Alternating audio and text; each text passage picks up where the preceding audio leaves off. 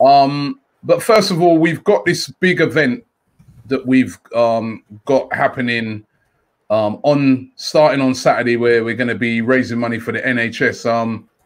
If you can tell everybody about it.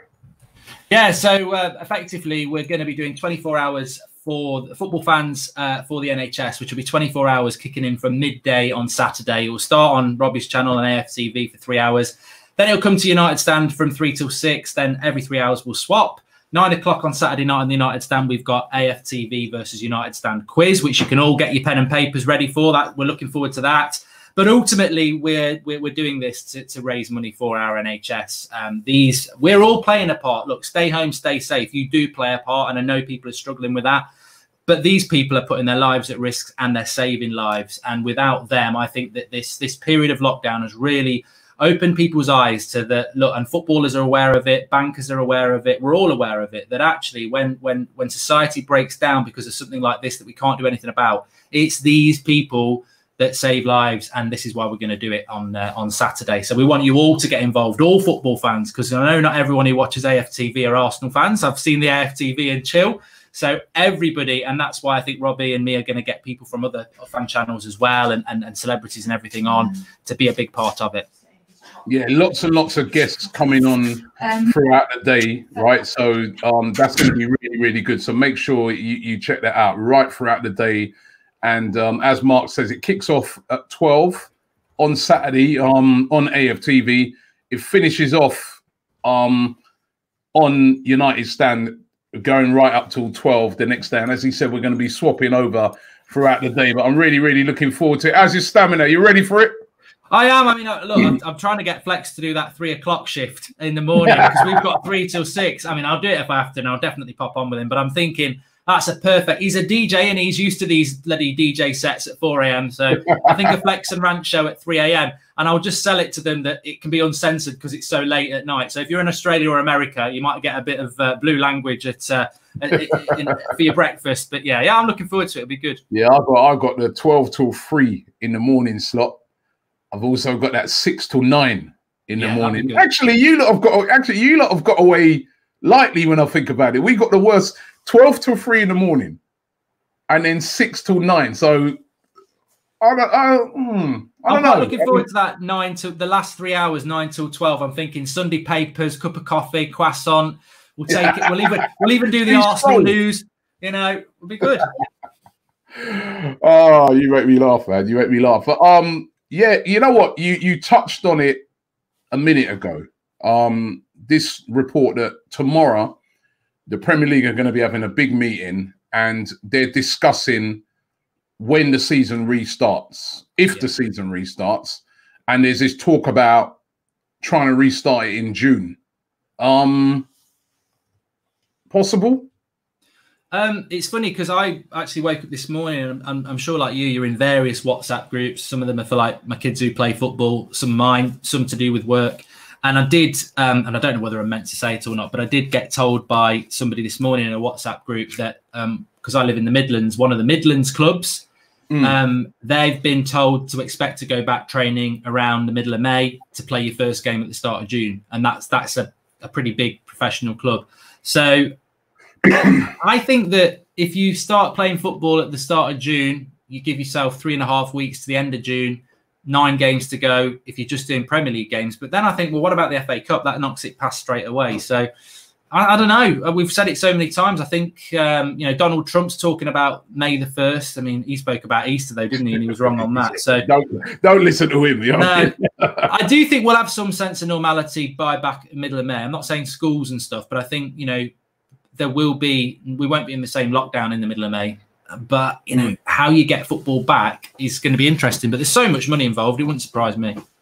And, the talk is that it would start off behind closed doors, or the season would be completed behind closed doors. It does seem a bit inconceivable at the moment that, 74,000 will turn up at Old Trafford, 60,000 at the Emirates. It doesn't, I can't see that at the moment. So it'll probably be behind closed doors if it does get back on. I mean, it looks like they're trying to push through this June thing because obviously there's a lot of players, their contracts are up. Yeah. At the end of June. And even though FIFA are saying, well, it's all right, we'll extend contracts and stuff like that.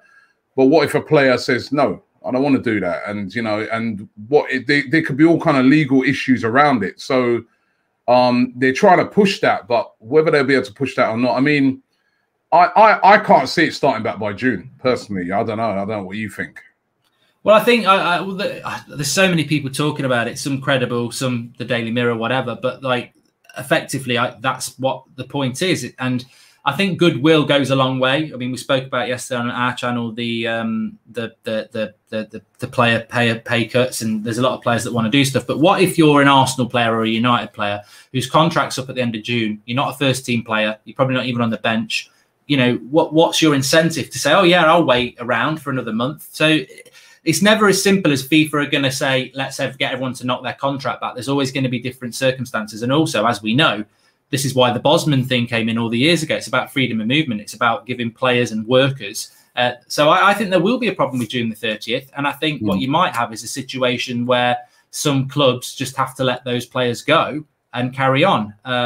But I don't think we'll get the Premier League done by the end of June. They're talking about, well, if we can't do that, let's just award Liverpool the title. I read that today, and I'm like, no, the race isn't run. You can't give Liverpool the title. So I'm not for that.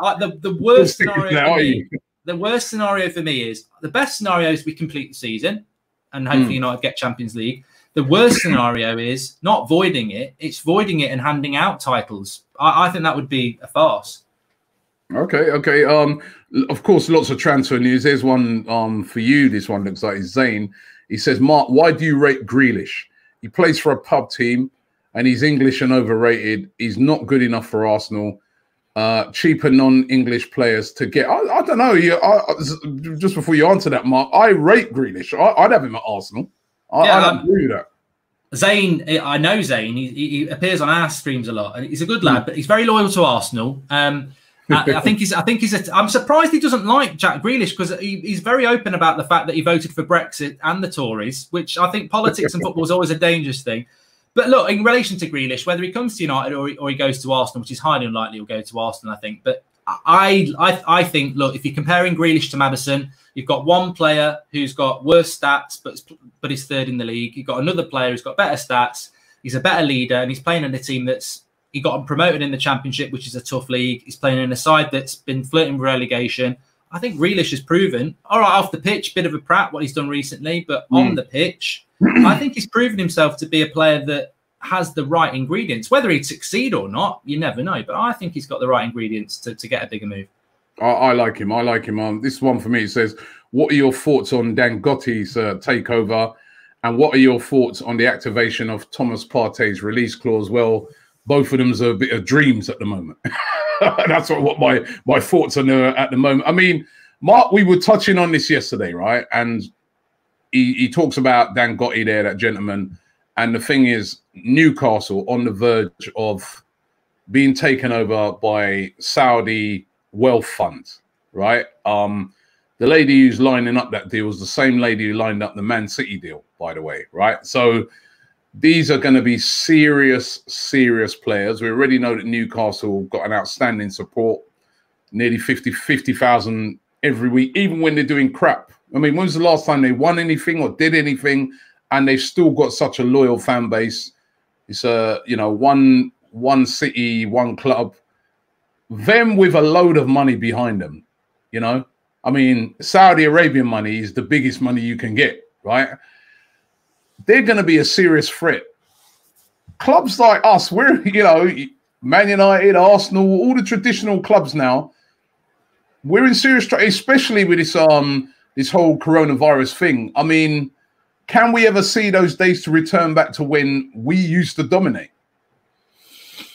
I mean, I think the interesting thing with Newcastle is we're not living in the days that we remember with Blackburn Rovers, where, or even Chelsea to a certain extent, where there's one club with a lot of money, or even Man City. I think that Man City is still going to be about, Liverpool is still going to be about, Chelsea is still going to be about, but Newcastle, no doubt, will become a force.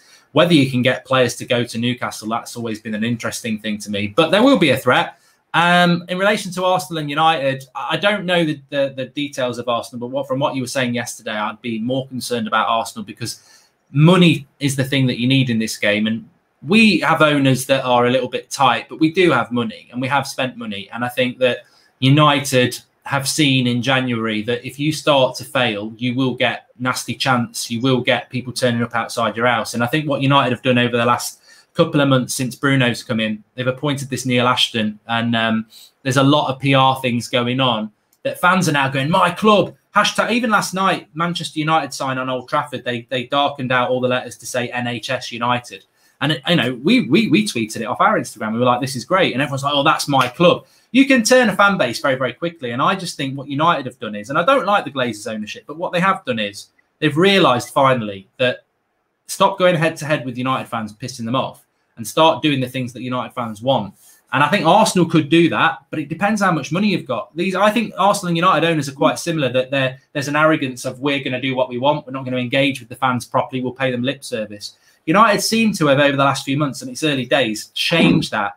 And there has been a change in attitude towards the club, which is can only be a good thing. But you know the interesting thing about it, right? I was on last night. I was on Talk Sport. Jason Cunningham